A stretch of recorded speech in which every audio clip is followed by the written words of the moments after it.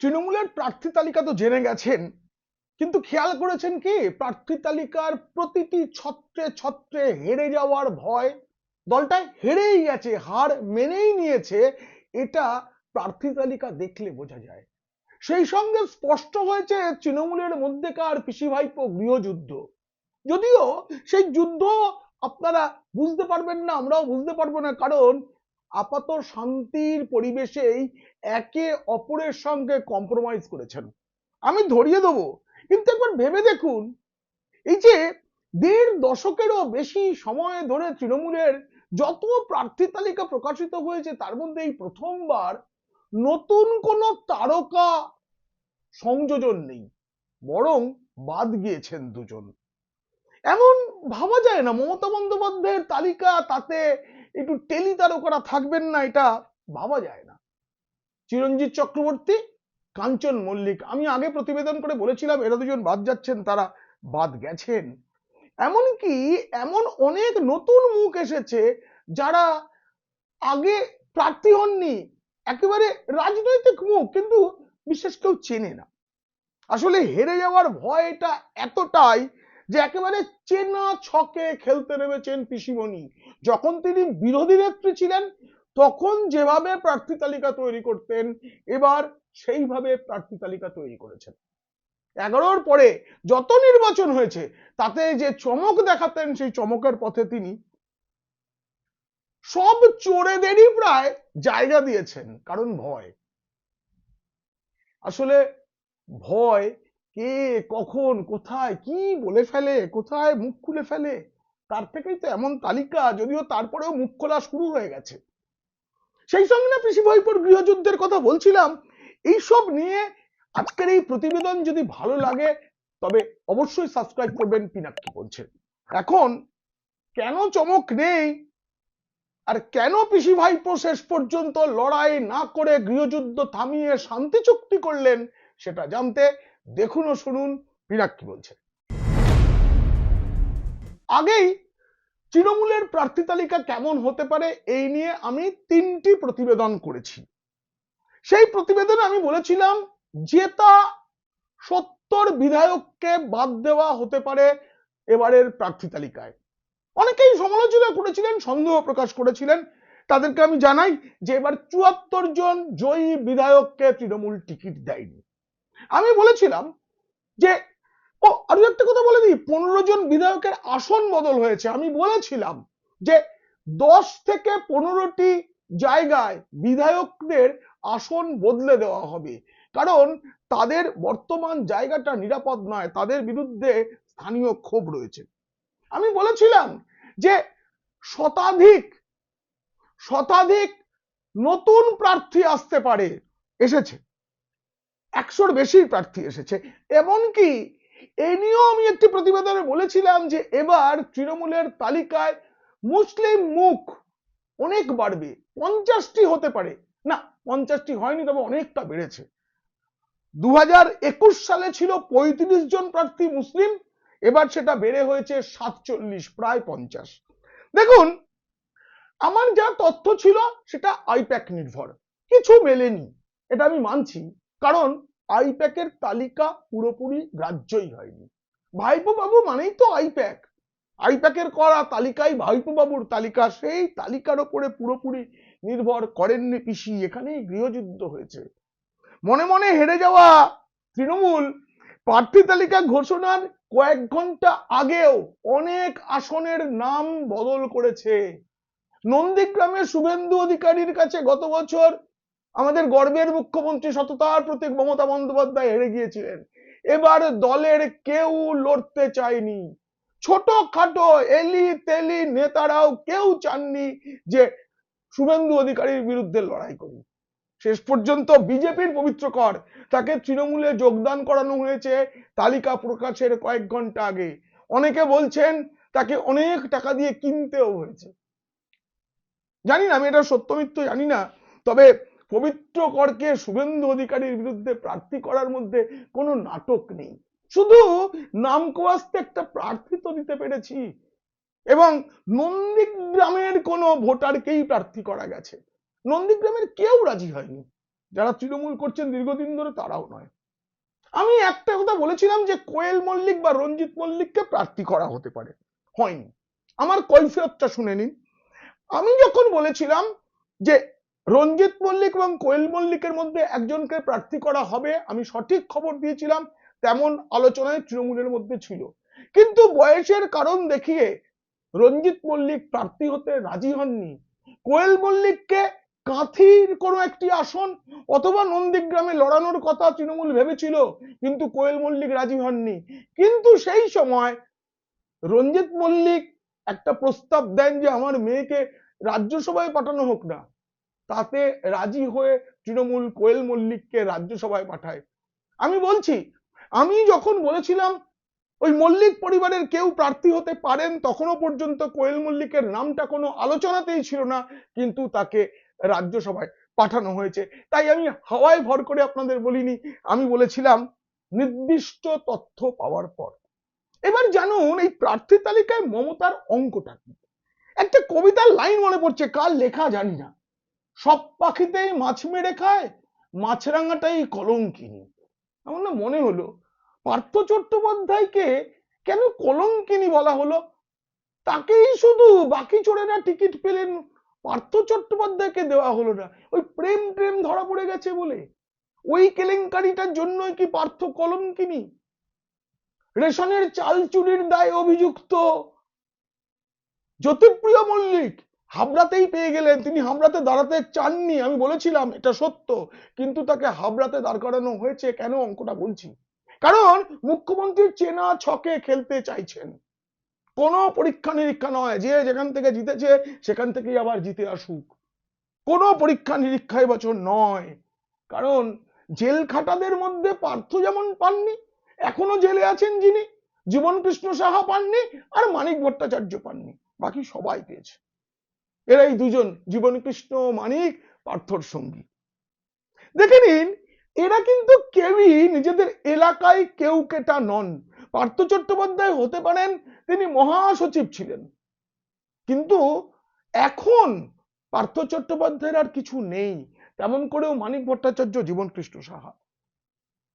যদি এদের মধ্যে সেই শক্তি থাকতো, এলাকায় পাওয়ার থাকতো, এদের অনুগামীর দল থাকতো, তাহলে এদেরও বদল করা হতো না, টিকিট দেওয়া হতো। আমি না সবচেয়ে অবাক হয়েছে কি দেখে জানেন, আমি বারবার বলেছি পরেশ অধিকারী মেখলিগঞ্জের টিকিট পাবেন না, তার কন্যা অঙ্কিতা অধিকারী, আমরা জানি শিক্ষক নিয়োগ কাণ্ডে কি কি ঘটেছে, তারপরেও পরেশ অধিকারীকে প্রার্থী করা হবে, এটা তৃণমূলের কেউ কল্পনা করেননি। পরেশ অধিকারী নিজে ভেবেছিলেন কিনা জানি না, আই প্যাকও চাইনি পরেশ অধিকারী টিকিট পান। আমি বারবার বলেছি আই প্যাকের যে তালিকা তাতে পরেশ অধিকারীর নাম ছিল না, ভাইপো বাবুও চাননি। কিন্তু পরিবর্তিত পরিস্থিতিতে কোন রকম পরীক্ষা নিরীক্ষায় রাজি নন পিসিমণি। দেখুন, বর্তমান বিধায়কদের মধ্যে উল্লেখযোগ্য যারা বাদ গেছেন, তাদের মধ্যে মনোরঞ্জন ব্যাপারী বলাঘর বলেছিলাম বাদ যাবে, সাবিত্রী মিত্র বলেছিলাম মানিকচকে টিকিট পাবেন না, সৌমেন মহাপাত্র তমলুকে পাবেন না, কাঞ্চন মল্লিক উত্তরপাড়ায় পাবেন না বলেছিলাম। সেখানে যাকে টিকিট দেওয়া হয়েছে শীর্ষান্ন বন্দ্যোপাধ্যায়, তাকে রাজনীতিতে কেউ চিনত না, তার পরিচয় হচ্ছে শ্রীরামপুরের সাংসদ কল্যাণ বন্দ্যোপাধ্যায়ের পুত্র। কেন তাকে প্রার্থী করা হলো? এর আগে উত্তরপাড়ায় অনুপ ঘোষাল, প্রবীর ঘোষাল, কাঞ্চন মল্লিক, তারা কেউ রাজনীতির লোক নন, তাদের বাইরে থেকে প্রার্থী করা হয়েছে, এবারও তাই। কিন্তু এই যে উত্তরপাড়ায় যে তৃণমূলের গোষ্ঠীদ্বন্দ্ব আছে, সেটা যাতে মাথা চাড়া না দেয়, তার জন্য বাইরের কোনো তারকা প্রার্থী না হোক, সাংসদ পুত্রকে করা হয়েছে। কারণ সাংসদের প্রভাব রয়েছে, সাংসদকে কেউ ঘাটাতে চাইবে না, যে যেখানকারই হোক। আবার মহেশতলা আমি বলেছিলাম দুলাল দাস টিকিট পাবেন না, তার পুত্র পাবেন, তাই হয়েছে, সুভাষিস দাস। অসিত মজুমদার চুচুড়ায় বিধায়ক, বলেছিলাম দনমনো আছে, তাকে দেওয়া হয়নি, সেখানে দেবাংশু ভট্টাচার্যকে পাঠানো হয়েছে। চিরঞ্জিত চক্রবর্তী পাবেন না। নির্মল ঘোষ পানিহাটির, যে বিধায়ককে নিয়ে এত কিছু, তাকেও টিকিট দেওয়া হয়নি, যদিও শেষ পর্যন্ত তার পুত্র টিকিট পেয়েছেন। খালি এখনো জেলবন্দি জীবনকৃষ্ণ সাহা পেলেন না। চারজন মন্ত্রী টিকিট পাননি, মনোজ তিওয়ারি হাওড়া শিবপুর টিকিট পাননি, বিপ্লব রায়চৌধুরী পূর্ব মেদিনীপুরের পাঁশকুড়া পূর্ব আসন থেকে জিতেছিলেন, জ্যোৎস্না মান্ডি রানীবাঁধ, তিনিও টিকিট পাননি, তাজমুল হোসেন হরিশ্চন্দ্রপুর টিকিট পাননি। এরা প্রাক্তন মন্ত্রী তপন দাশগুপ্ত, হুগলির প্রাক্তন জেলা সভাপতি, তাকেও প্রার্থী করা হয়নি সপ্তগ্রাম আসন থেকে, সেখানে নতুন করে পাঠানো হয়েছে বিদেশ বসুকে তার আসন বদল করে দেওয়া হয়েছে। কঠিন আসন, সপ্তগ্রামে জেতার চান্স খুব কম, পরিসংখ্যান বলছে, সেখানে পাঠানো হয়েছে। কত সাবধানী তালিকা, এবার বুঝতে পারছেন কোনো তারকা নেই। গতবার পূর্ব মেদিনীপুরের চণ্ডীপুর থেকে জয়ী হয়েছিলেন সোহম চক্রবর্তী। আমি বলেছিলাম সোহম চণ্ডীপুরে দাঁড়াতে চান না, কারণ চণ্ডীপুর হার নিশ্চিত। সোহম চেয়েছিলেন কলকাতার কাছাকাছি কোথাও আসবেন, কিন্তু সেখানে আনা হয়নি। কিছুটা ভালো আসন নদিয়ার করিমপুরে তাকে পাঠানো হয়েছে, মহুয়া মৈত্র এলাকায়, সেখানে তাকে পাঠানো হয়েছে। আর সাহিত্যিক দলের দলিত সাহিত্যিক মনোরঞ্জন ব্যাপারী, তিনি তো টিকিট পাবেন না জানাই ছিল। মনোজ তিওয়ারি পেলেন না। এবার যে তারকারা টিকিট পেলেন তাদের মধ্যে দেখুন পুরনো কেন্দ্রেই অভিনেত্রী লাভলি মৈত্র, সঙ্গীত শিল্পী অদিতি মুন্সি। এছাড়া দুজন তারকা বলতে পারেন, নাও বলতে পারেন, প্রাক্তন ক্রিকেটার শিবশঙ্কর পাল আর ক্রীড়াবিদ স্বপ্না বর্মনকে প্রার্থী করেছে তৃণমূল। কিন্তু মনে রাখতে হবে এখানে স্থানীয় সমীকরণ রয়েছে, এরা কিন্তু তারকা হিসেবে পাননি। তারকাদের সাধারণত কঠিন আসনে পাঠানো হয়। এই শিবশঙ্কর এবং স্বপ্না এরা দুজনেই নিজের নিজের এলাকায় প্রার্থী হয়েছেন, কিন্তু মানে জলপাইগুড়ি রাজগঞ্জে স্বপ্নাকে প্রার্থী করা হয়েছে, আবার শিবশঙ্করকে করা হয়েছে তুফানগঞ্জে, তিনি তুফানগঞ্জেরই ভূমিপুত্র। এবার দেখুন এই স্বপ্নাকে প্রার্থী করার সঙ্গে কয়েক মিনিটের মধ্যে বিক্ষোভ। খগেশ্বর রায়, মমতা বন্দ্যোপাধ্যায় যখন কংগ্রেস ছেড়ে তৃণমূল করলেন তখন থেকে মমতার সঙ্গে রয়েছেন খগেশ্বর।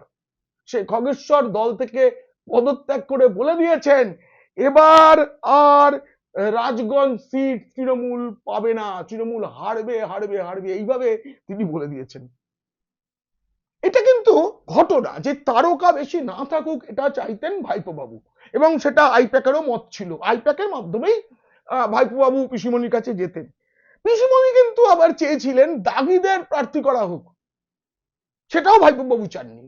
তাহলে পিসিমণি মেনে নিয়েছেন যে ঠিক আছে আমি আর নতুন করে কোনো তারকা আনবো না, কিন্তু তুমি মেনে নাও বাবু যে আমার দাগি ভাইদের আমি প্রার্থী করব। দুজনের মধ্যে কম্প্রোমাইজ হয়েছে, তাতে একটা ঠিক হয়েছে।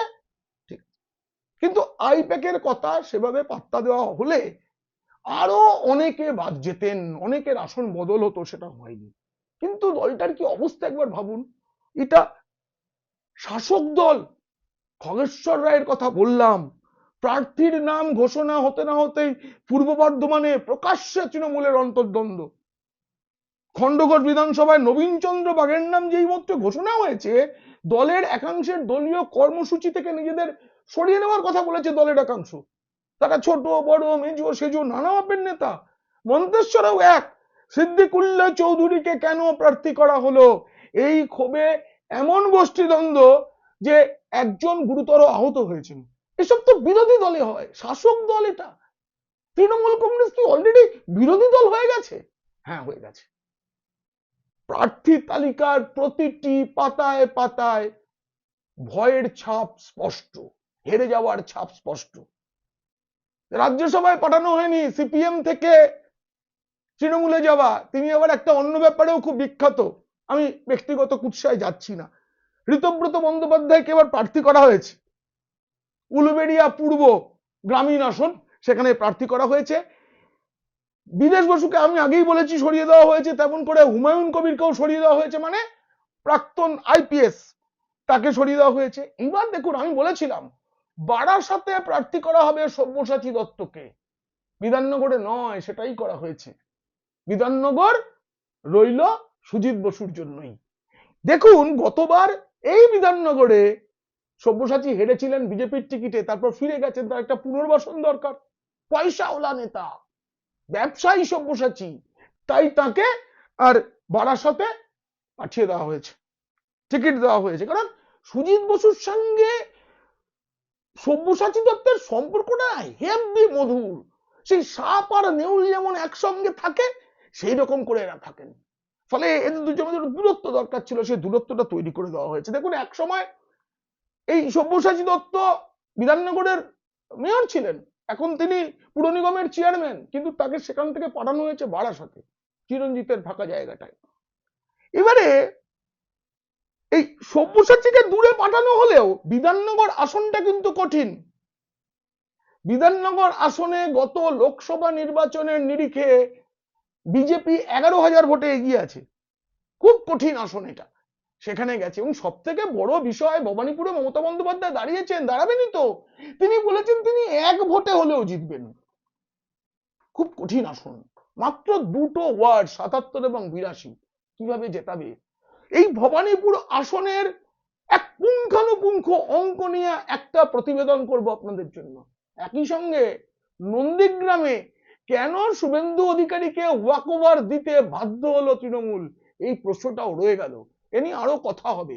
আজকের প্রতিবেদন কেমন লেগেছে জানিয়ে অবশ্যই মন্তব্য করবেন। ভালো লাগলে বন্ধুদের, খারাপ লাগলে শত্রুদের শেয়ার করবেন।